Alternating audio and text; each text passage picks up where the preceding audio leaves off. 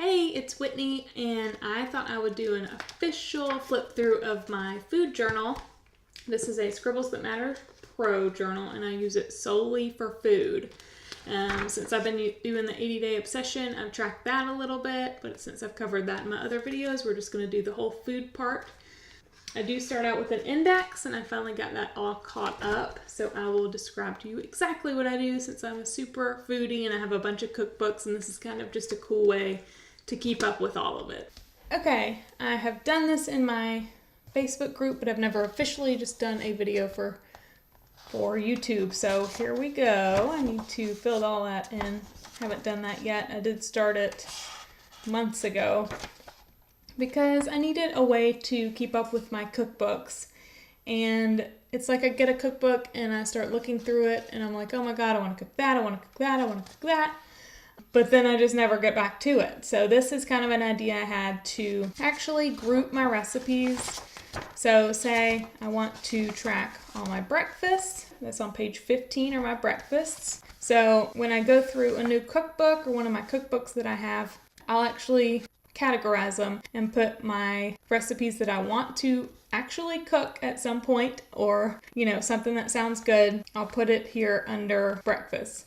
So there is a little code key beside it. So this says BF191. You'd be like, what in the world does that mean? I actually have another index in the very front of my cookbooks. So this is the name of the cookbook, and these are the little reference letters that I use. And then the second number is the page number. So BF is going to be Bobby Flay's Bar American Cookbook. So that way, if I wanted to cook these black pepper buttermilk biscuits, I could just go back to his cookbook and look on page 191 and the recipe's there. So what categories did I do? Of course, you can do this whatever categories you would like, but I did breakfast, soup, sides, appetizers, general. That's before I knew I was going to categorize it. I just kind of had a list of recipes. Desserts, dinners, and see this dinners is page 89 is the first page of it, and then I have another page of it at page 94. Here's my dinner recipe, and then I do something that Kim at Tiny Ray of Sunshine taught us. It's called threading, and that says the next one is on page 94. So if there's continued information, I just put the next page that it's on, and this is my second page of dinner recipes.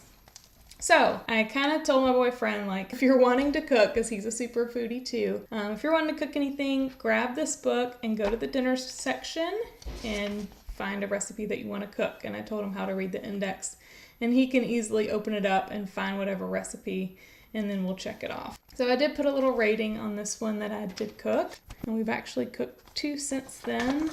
We did this hot pepper shrimp, and it was great. And we did the spicy coconut. We did those both the other night. So those were great too, so I put an A+. So it does say FW16, and that is from the Food and Wine 2016 Annual Cookbook, which I just got for super cheap, and those are amazing cookbooks. I got it off some kind of thrift website for like under $5 with shipping, so that's amazing. So the rest I have dinners, sandwiches, salads, pickles. I don't know why I made it full category, but I do love pickles. Pasta, snacks, and sauces. So we will go ahead and go through the book, because it's not just an index of cookbooks. It has other cool information about food. Here's my index so far. So this is a cups to tablespoons, so this is just kind of a fun chart. A lot of these charts, like this one, I find on Pinterest. Like if I see a cool infographic pin, I will convert it to my book. So this is from hellonatural.co, and it's how to make the perfect salad. This is a wine. You will see a theme here. I think I posted this on Instagram, but it's from ties.com, the Gentle Manual, but it tells what type of wine, which kind of wines fall under that type, what you compare it with, what goes well with it, and what does not go well with it. This is my favorite spread here. The colors under each vegetable is how you can cook it. So saute, steam, roast, boil, microwave, puree, soups, salads, and noodles. And then the shapes underneath it are actually what season they are in season. So winter, spring, summer, fall. This was from Whole Foods website, and it's called Food That Magically Regrows Itself. So it's just the foods and kind of the steps it takes to regrow them. Here's some of those pages with my recipes on them. Super simple. This was a substitution, one of the first spreads I made, and I hadn't really added much to it. These are different types of sauces. I had recipes on here, but then ended up kind of just adding lists of sauces and using that reference code. So if I ever want to make these, I can just look in the cookbook. See, this was that general recipe page before I started dividing them all up. I actually went through like the Savvy or New Classic Cookbook and listed the ones I wanted to make. And I do have some ratings out beside them. This was a fun one I did reference these, so if there's any charts in some of these cookbooks, this was Savvy or New Classics, which is also an amazing one. But it had a chart of French versus Creole cooking, and it just kind of compares the two. These are some ideas. Many of you know I used to be a food blogger, so we do love cooking, so as my boyfriend was too. So we have some random ideas sometimes, and we write them down. This is a cute cocktail spread. I did use my party pack stamps here. There's a lot of little drinks, the Bloody Mary and the French 75, some of my favorites. And I did put full recipes here for that. This is a good idea at the time, but I haven't really elaborated on it, but this is a smoothie recipe page. I have the ingredients listed down here, and then the name of the smoothie is going to be listed here, and it tells you how much of each to put in there.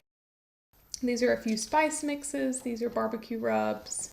This is a wine flavor pairing, so another wine spread. I have done the Advocare cleanse a few times, so this is just a list of some of the clean eating foods, and then I put some of the recipes that would go with that cleanse. It's a 10-day thing, so not too bad. These are some fun salad dressings, and once again I started adding the recipes at first, and then I started just adding reference pages. This is a cool tool spread, so it's not too elaborate. This was in the Thug Kitchen cookbook, and it's standard time for cooking different types of beans. And these are some salsa recipes. Here's some oil recipes, or there's going to be more. There's just one here, but this is also having to do with oils and what type of oils and what heats to cook oils with. So this is my desserts one. It's a little bit different just because the header goes through it, and this whole spread's going to be all desserts. I hardly ever cook desserts, but this gives me motivation too soon. This is which types of apples to use for what. So baking, fresh eating pies, and sauces. It gives you just the types of apples. That was another infographic. And so is this one. Thought it was funny because I eat popcorn all the time. How to pair wine and popcorn. This is marinating times for different proteins. I read Push by Chalene Johnson, and she goes over the concept of having healthy eating and having your green foods, which are really good. You can eat them like pretty much all the time. Yellow foods, which are just okay, and then red foods, which we try to avoid. So it's like a stoplight system. So I did want to add a pretty header there, but just haven't gotten around to it. And then we begin all the 80-day obsession stuff, which I do have other posts that have to do with this. This is another Beachbody program, speaking of Chalene Johnson. This doesn't have to do with it, though. It is an infographic about which kind of foods to store where, so in the pantry and in the fridge.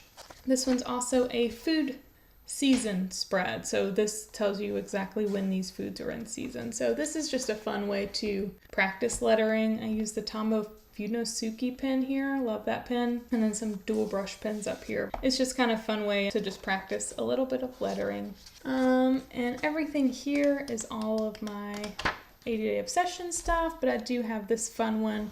I use some super cheap stencils I got from Amazon for these letters. And then this is types. I haven't added the headers yet. This is kind of just random stuff that I do anytime I have extra time. So this is about vitamins and what they're good for, and then what foods have that certain vitamin. So another just fun practice thing. So that is pretty much it, besides a few more pages of extra recipes. But that is about all that I have so far in this food journal, but I'm loving it, by the way. Can't wait to fill the whole thing up. So I hope you got some inspiration from my awesome food journal. It's just a separate one, so if you are a super foodie like I am, you could probably do it with like online recipes too, but I am such like a sucker for a good cookbook. So if you have any suggestions, let me know in the comment section about any of your favorite cookbooks, because I'm always on the lookout. So if you like the video, just please give a thumbs up and subscribe if you feel so inclined. I am in my Facebook group all the time, so come say hello. I do a live session every 2 weeks, and it's fun. We do a different layout every single time, so I do encourage you to join me there. Thank you so much for watching, and I will see you guys later. Bye!